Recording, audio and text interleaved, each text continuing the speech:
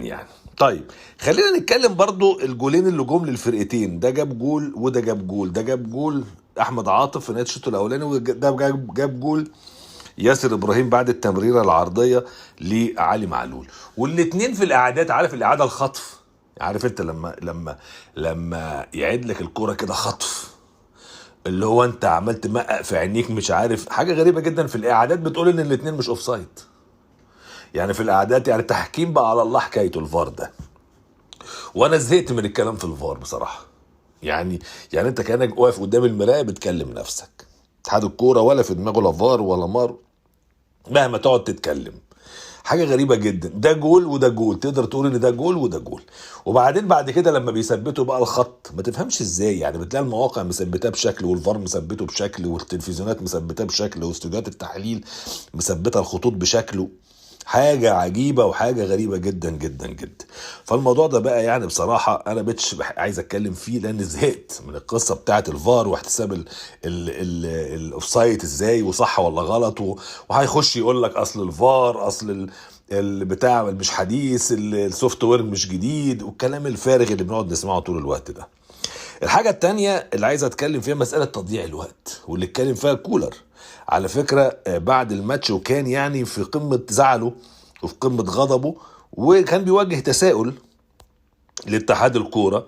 قال لهم يعني انا عايز اسأل سؤال، انا لما توليت تدريب النادي الاهلي كنت بعت رساله للقائمين على كوره بعد احد الماتشات، قلت لهم دي مش الكوره، هي دي الكوره اللي انتوا عايزين تلعبوها، ان حد يبقى في فرقه عايزه تضيع وقت فتضيع وقت باصابات، ادعاء الاصابات، لازم يكون في اكشن من الحكام، والموضوع بيتكرر وفي توقيتات حاسمه زي دي. والراجل اتكلم قال لك انه الجول يقع ويفضل واقع وبعدين تواصل اللعب، وبعدين يقف فجأة اللعب، وبعدين اللعيب يقع، وبعدين يقف اللعب، وبعدين تواصل اللعب ويقوم عادي جدا. قال لك هو مش عارف اذا كانت دي تعليمات من المدربين ولا دي قرارات فرديه من اللاعبين ولا ده ايه. قال لي انت ممكن تهدر الوقت في اللعب بطريقتك، يعني انت لو انت عايز تهدر وقت حتى اهدره بطريقتك بلعب كرة القدم، لكن مش بالطريقة دي اللي بقت قديمة جدا. وقال انه بيتمنى ان يكون في رد فعل قوي وصريح ضد هذه التصريحات. اتكلم على الهتاف جمهور الاهلي على قصة امام عاشور وربطها بالكابتن صالح سليم. اولا يعني الجمهور طبعا حر، بس انا اول مرة اشوف جمهور الاهلي يتدخل في صفقة. يعني جمهور الاهلي كانت من مميزاته انه هو مفوض لمجلس الاداره في اعمال شؤون اللاعبين كيفما يشاء المجلس. لا المجلس بيمشي نجم كبير جدا جدا الجمهور يصور، ما بيحصلش الكلام ده في الاهلي، ولا الجمهور بيقول على صفقه ما تجيبش دي او تجيب دي او الكلام ده، ما بيحصلش. اول مره اشوفها الحقيقه بهذا الشكل. لكن انا مش بقول ان امام عاشور يجي او ما يجيش، لكن طول عمر من ضمن الصفات الحميده للنادي الاهلي ان الجمهور لا يتدخل في عمل وشؤون مجلس الاداره ويثق فيه. خد بالك من دي كويس جدا. انا بكلم جمهور الاهلي عشان ما يتجرجرش لسكك انا بعتقد ان هي يعني مش صح.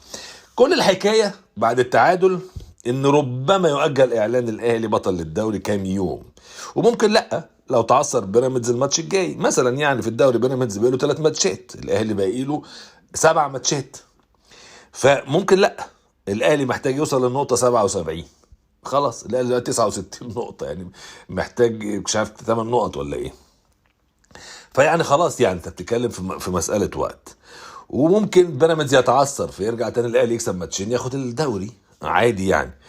ومفيش مانع ان الدوري يتاجل اعلان بطله، عشان الناس اللي بتقعد، خد بالك من الجمله دي كويس جدا، علشان الناس اللي بتحب تخلي الدوري ضعيف علشان الاهلي بيكسبوا قبلها بكام اسبوع، ويقعدوا يغنوا بقى شفت الدوري الضعيف ده الاهلي كسبانه قبلها ب4 اسابيع. هو في كده في الدنيا؟ في كده في الدنيا، كان في كده في ايطاليا وفي كده في كل حته. يعني الزمالك لجنه الانضباط قررت امبارح ان هي مش امبارح، اعلنوا امبارح، يعني اعلنوا كده بشكل او باخر، يعني انه دونجا ايقاف 4 ماتشات وغرامه مش عارف 50,000 جنيه ولا كام، عشان ما وصفوه بالحركة الغريبة اللي عملها مع زيزو في أحد الماتشات بعد احتفالا بهدف يعني، ومسكوا من منطقة معينة كده حساسة، فاعتبروا ده فعل فاضح والكلام ده. أولا أنا بصراحة القرار مدهش بالنسبة لي لسببين. اول سبب الناس بتاعه الانضباط اللي ماسكه اللجنه، الساده المستشارين المحترمين الكبار كلهم واسماء رنانه في عالم القضاء، يعني هم مش بتوع كوره اصلا ولا يفهموا حاجه في الكوره، هم بتوع قانون وبتوع قانون جنائي كمان يعني. الكرة على فكرة أبسط من كده بكتير. حد كان طالع يتكلم ويقول لك والدستور في المادة كذا بيتكلم عن واقعة دونجا ورابطها بمواد في الدستور وبالقانون الجنائي والقوانين الإدارية، حاجة غريبة جدا يعني. الكرة مش بالكلكعة دي في الدنيا كلها، إنما ماشي مفيش مشكلة. لكن انا عايز اقول ايه، ان بتوع الانضباط الساده المستشارين المحترمين دول ما لهمش في الكوره خالص، ففي حاجات في الكوره معينه هم ما يفهموهاش، فلازم تستدعي الناس تحقق. يعني غريبه انك تدي عقوبه زي دي وانت ما حققتش مع نبيل عماد دونجا ولا سمعته، ولا هنا ببرئه ولا هنا بدينه، لانك انت لو انت كده بتدينه فالعقوبه كده مش صح. ليه؟ انت بتدينه بتقول انه ارتكب فعل فاضح، يبقى كده عقوبه ضعيفه جدا. يعني إن كان كهربا شروع في فعل فاضح لانه هتف، ما عملش فعل فاضح، ده ببقه اتكلم، فانت اعتبرت 12 مباراة ومليون جنيه. طب ده عمل فعل فاضح وفق قرارك انت، يعني وفق انت بتقول ان هو ارتكب فعل فاضح، فلازم يحصل تحقيقات يا جماعة. يا ما ينفعش كده، يا ما ينفعش كده انت لما بتشوف واقعة ترصدها انت من حقك ان انت تحقق فيها وتاخد فيها قرار، من حقك طبعا. انت رصدت واقعة شايف انها مخالفة تاخد فيها قرار، بس لازم تستدعي الناس اللي ولا ايه، تستدعي الناس اللي فيها يعني. فكان حاجة انا قرار بالنسبة لي عجيب جدا. والاعجب ان اتحاد الكوره ما اعلنوش لغايه النهارده. الراجل الناس طلعت تتكلم من قبل العيد مقدمه القرار لاتحاد الكوره، انما ده العادي.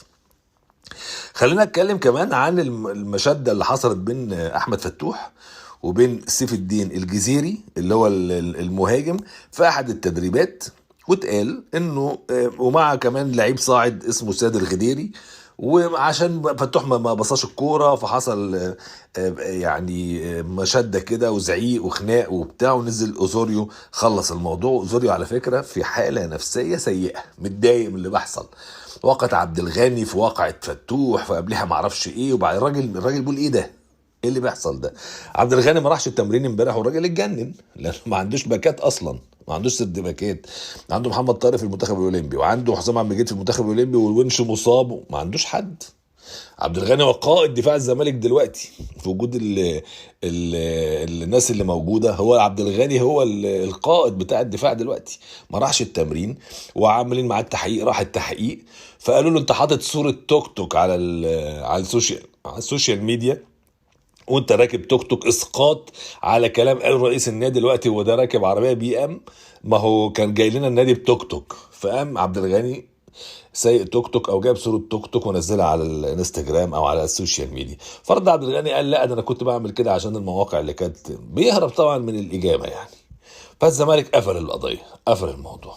لازمتها ايه من الاول ما تفهمش، والتحقيق لازمته ايه ما تفهمش، والواقعه دي كلها حاصله ليه ما تفهمش. والنادي عنده ماتش بكره في كاس مصر مع المقاولين العرب، ودي البطوله اللي باقيه للزمالك، ليس توقيت ابدا انك تعمل هذه العراقيل في بعد انتهاء مباراة الأهلي وفيوتشر بالتعادل السلبي، يستعد النادي الأهلي وبكل قوة لمواجهة الإسماعيلي في مباراة مؤجلة من الأسبوع 18 من بطولة الدوري المصري الممتاز لموسم 2022-2023. المباراة تكون على استاد الجيش ببرج العرب مساء يوم الأربعاء الموافق 5 يوليو 2023 5/7/2023. وسوف تنطلق صافرة بداية المباراة في تمام الساعة 8:30 مساء بتوقيت مصر، وسوف تنقل المباراة عبر قناة اون تايم سبورت 1 بصوت المعلق أيمن الكاشف.